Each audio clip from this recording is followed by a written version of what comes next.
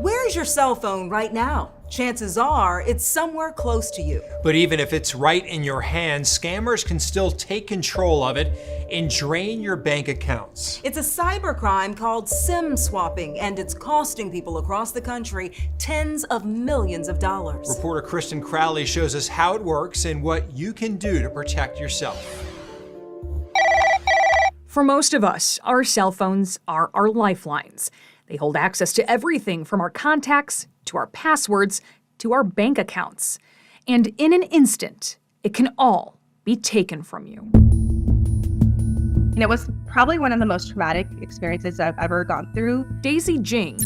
I went, I'm being hacked.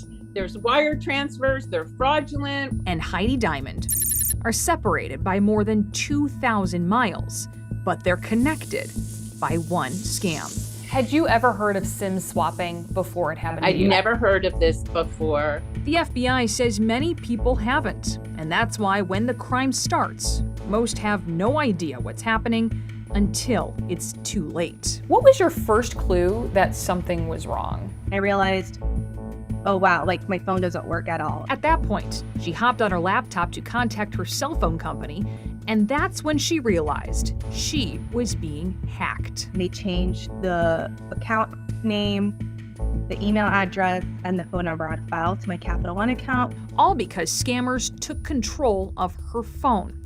Here's how the FBI says SIM swapping works. It begins with identity theft. Scammers steal your information and convince your cell phone company they're you. They say their phone was lost or stolen and they need a new phone with a new SIM card activated with your phone number. Once that happens, all the information on your phone moves to the one in the scammer's hands, leaving your phone useless.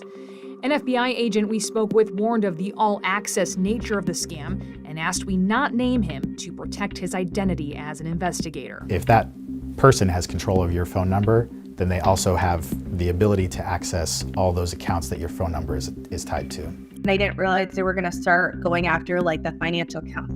That's when it was really scary. It was such a panic that, something was so out of your control. The scammers gain that access because SIM swapping bypasses one of the top protections experts suggest you use: two-factor authentication. If your bank texts or emails you a code, that now goes directly to the scammer, allowing them to reset all your passwords, access your accounts, and start to bleed them dry. That's exactly what happened to Heidi and Daisy. Someone posed as them and got each of their numbers assigned to a new phone. How much money was taken from you? Over $200,000. Just a few years ago, this scam was relatively uncommon. The FBI says that's not the case anymore. So the victims are growing. Growing exponentially. When it first started tracking this cybercrime from 2018 to 2020, the FBI says there were 320 SIM swap complaints for about $12 million in losses.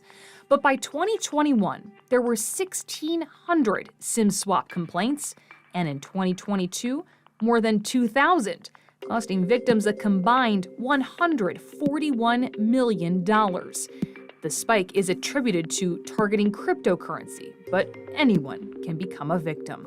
What happens to these victims afterwards? Can they ever recover what's lost? Sometimes, if it's caught fast enough, it can be pulled back, but typically it relies on legal process like seizure warrants generated by us to try to go claw back some of those funds and try to return them to the victims. But oftentimes you may lose everything. Yeah, you may lose everything. So how can you protect yourself? Here's what the FBI says to do. The first step, don't overshare on social media. Information like the city you live in, where you work, who your family members are, can be used to steal your identity. Sharing details that you have cryptocurrency also makes you a target. Next, set up extra layers of security with your bank and other accounts. You can tell the institution you want to require a code word for certain transactions.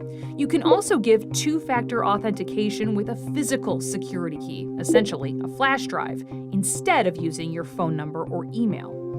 Daisy was lucky. PayPal stopped the transfers before they went through, and Heidi's bank eventually reimbursed her money. But she says she wants more than just her money back. I want my day in court. I want these people found. I want them convicted. I want them put in jail. They also want their story to serve as a lesson to others. Be vigilant now, so you won't regret it later. If your cell phone suddenly can't make calls anymore, you may be the victim of SIM swapping.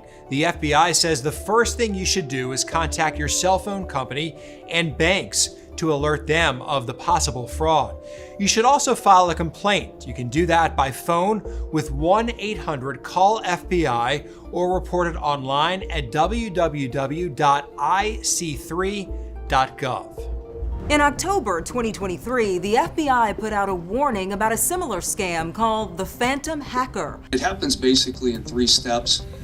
There's going to be pop-ups or a text or an email from somebody purporting to be tech support for your device, indicating that it's important they talk with you regarding protecting your device and your accounts. According to the FBI, the scammers then tell you to contact them.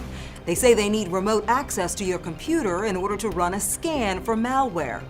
Afterwards, they claim your computer and accounts have all been hacked. They're going to advise you that you'll be contacted by somebody from the fraud department of your financial institution or from your investment brokerages, and that person will tell you we need to move your money to a quote safe account in order to protect it from the hackers. Once scammers have remote access to your device, they have full control of it. The Bureau warns you should never download software at the request of someone who just contacted you.